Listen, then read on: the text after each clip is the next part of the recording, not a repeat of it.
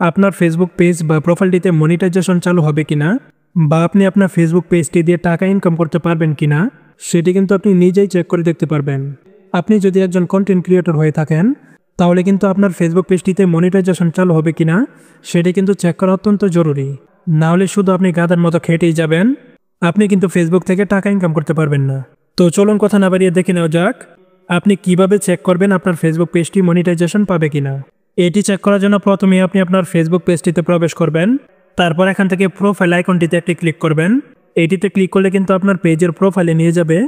তারপর আপনি এখান থেকে এই থ্রি ডট মেনুতে একটি ক্লিক করবেন। থ্রি ডট মেনুতে ক্লিক করলে আপনাদের সামনে এরকম একটি পেজ চলে আসবে।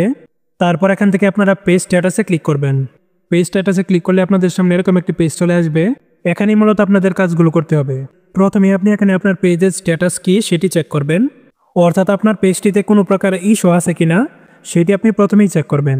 আমার এই পেজটির স্ট্যাটাস কিন্তু দেখতে পাচ্ছেন পেজ হ্যাজ নো ইস্যুস, এবং তারপর নিচে কিন্তু দেওয়া আছে good news, no violations to show, অর্থাৎ আমার এই পেজটিতে কিন্তু কোনো প্রকার ইস্যু নেই এবং কোনো প্রকার ভায়োলেন্সও কিন্তু নেই।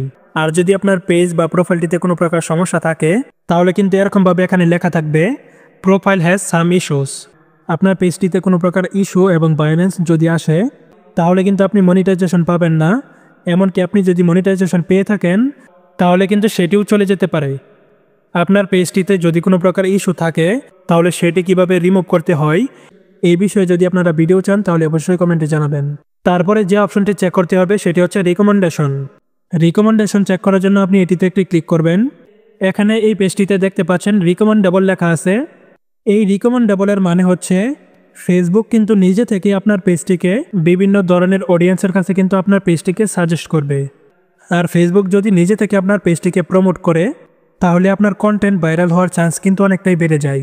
মূলত পেজ স্ট্যাটাস এবং রিকমেন্ডেশন এই দুটি বিষয় চেক করার পর যদি আপনি সব কিছু ঠিকঠাক দেখতে পান তাহলে আপনি নিশ্চিত থাকেন আপনার পেজটিতে ফেসবুক মনিটাইজেশন দিবে।